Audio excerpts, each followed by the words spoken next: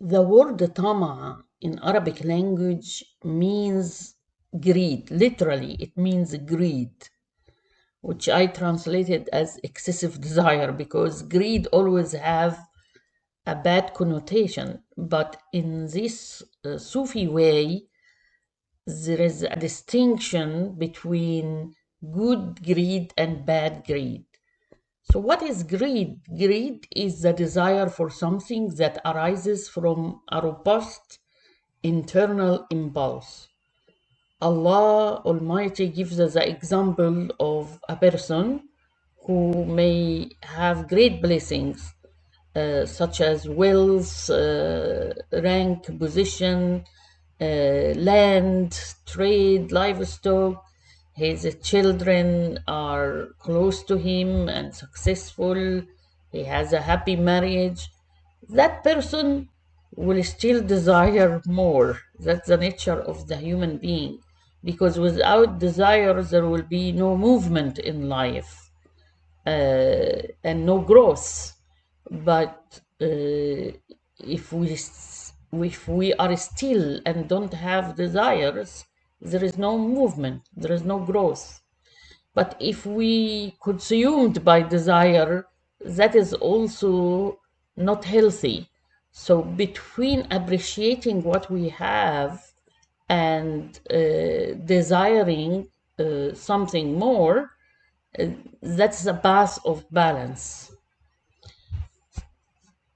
But in the spiritual path, the one who desires an increase in Allah's favor is the one who fulfills his obligations of gratitude for the blessings bestowed upon him.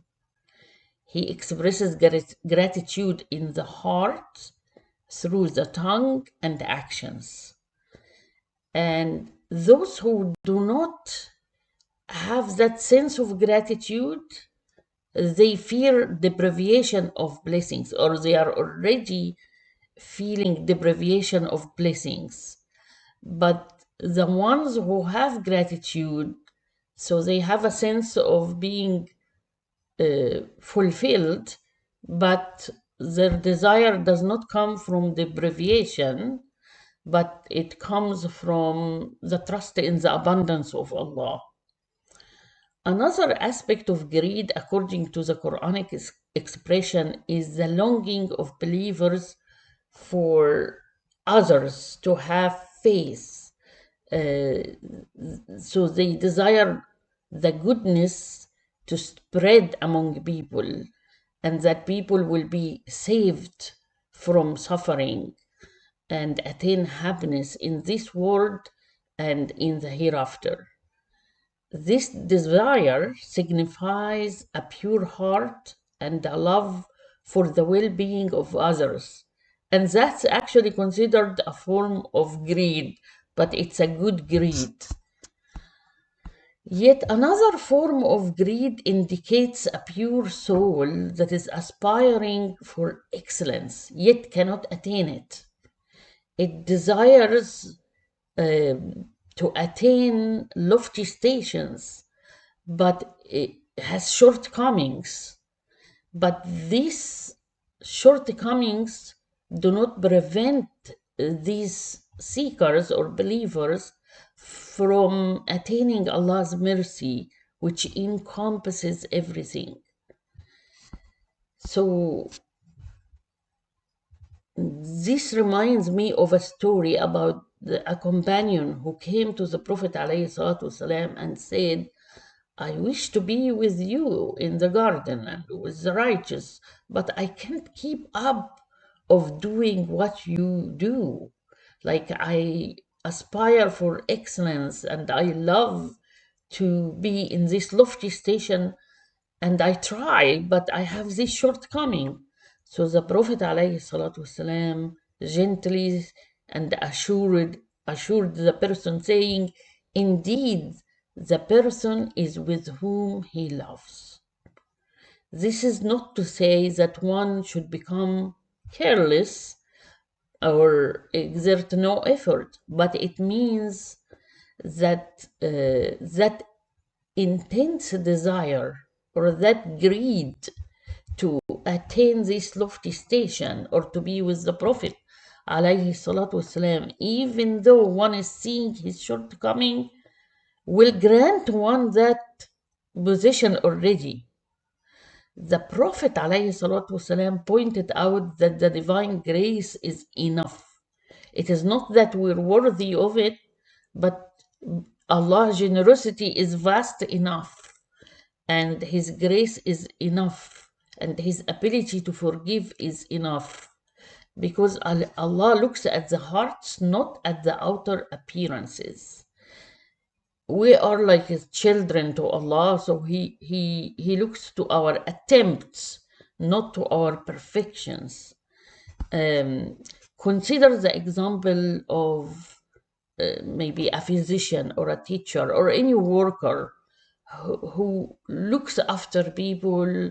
He's honest and sincere and compassionate in his desire to please Allah in the work he does or the services he offers people.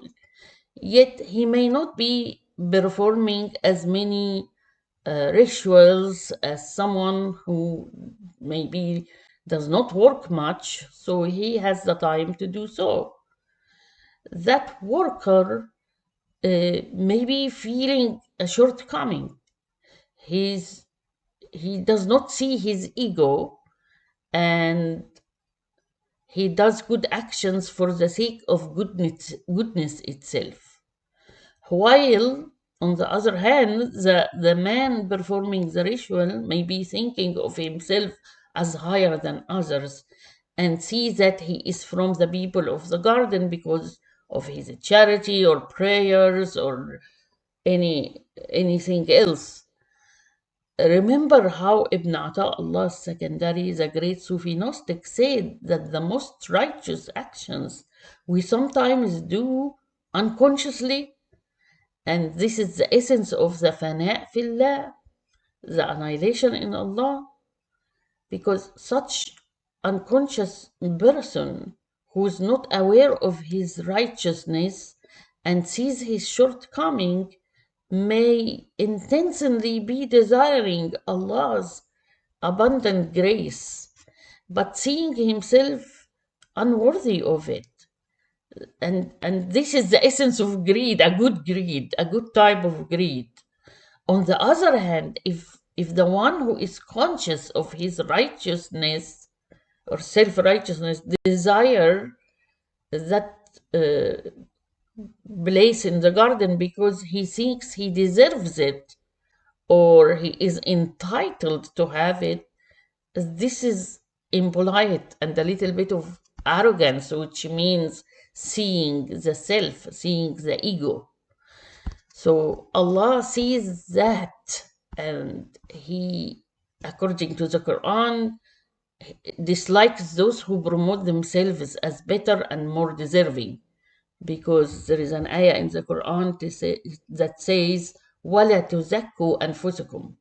Do not promote yourself as pure or deserving, because Allah is the one who sees who is conscious of Him and who is not, or who is conscious of the ego, the self, And this is a point that is so subtle, and I hope I explained it well to the best of my understanding.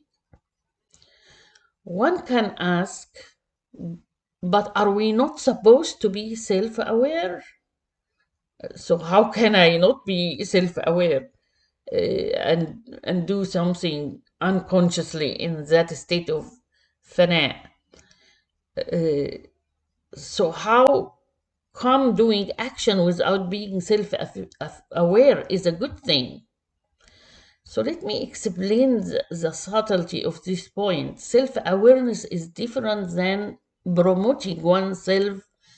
It is being aware of your blessings and that they are from Allah. So even your good actions, you're humbled by it. You see that Allah used you and guided you to it. He's the source of it, not you. And at the same time, you're aware of your weakness and shortcoming. If you see your weakness and ask Allah for forgiveness and favor, this is a kind of good greed. But if you see that your goodness is from yourself and you deserve more, that is arrogance and a bad type of greed. And Allah said He doesn't like anyone to associate with Him Himself, in a way, that you associate partner to Allah in that case, because Allah is infinite. So when you make it exclusively yours, when you say that I am good or I am compassionate, in a way you're making it exclusive. But when you see it as a blessing from one source of goodness that is universal, and you see your own self as shortcoming, then that is a place of politeness and a good greed, because you know Allah's mercy and forgiveness and generosity is enough, and your hope and you in an intense way desire that mercy and forgiveness. So there is a necessity for being mindful of bad greed that may lurk in the hearts, leading to detrimental speech and actions. And that is the point of this maqam. So, in summary, greed can manifest in various forms, but believers should strive to strike a balance between gratitude for Allah's blessing and the longing for His mercy, while guarding against base desires that may lead to spiritual and moral decline, and also guarding oneself against arrogance and boastfulness and feeling entitled or deserving. And so the lower the desire of greed is an excessive wanting of something worldly or a spiritual reward. And then a higher degree is an excessive wanting for experiencing the divine presence and being conscious of Allah. An intense need to meet Allah regardless of one's worthiness. And a higher degree or a more refined degree of that greed is an intense desire for people wellness, spiritual wellness, and physical wellness, of course. And you know, greed is mentioned in Quran 21, ayah 90, in which Allah said about the believers, they cried out to Allah out of excessive desire or ṭama, greed, and fear. So they cry out to Allah out of good greed and fear. So I like to end this episode by quoting a poem from the book that is called Pure Nectar with Allah. So I hope the translation captures the beauty of this poem. It says, life taught me that seeking Allah is noble in every matter and intention. A person reaches his request and aspiration, and whatever else he may call for, it avails him not. How many times have my desires been frustrated? Then by Allah, satisfaction is found. And how confined I felt in solitude, then by Allah, living alone became sweet to me. How much I sought glory and spent my effort in vain exuberance of youth, striving tirelessly until it became difficult for me. So I sought Allah as a free devotee, and there He was near to me.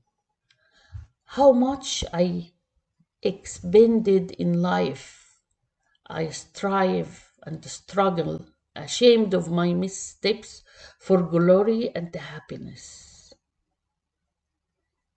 All in vain, until divine pleasure manifested, then my happiness and the glory were found.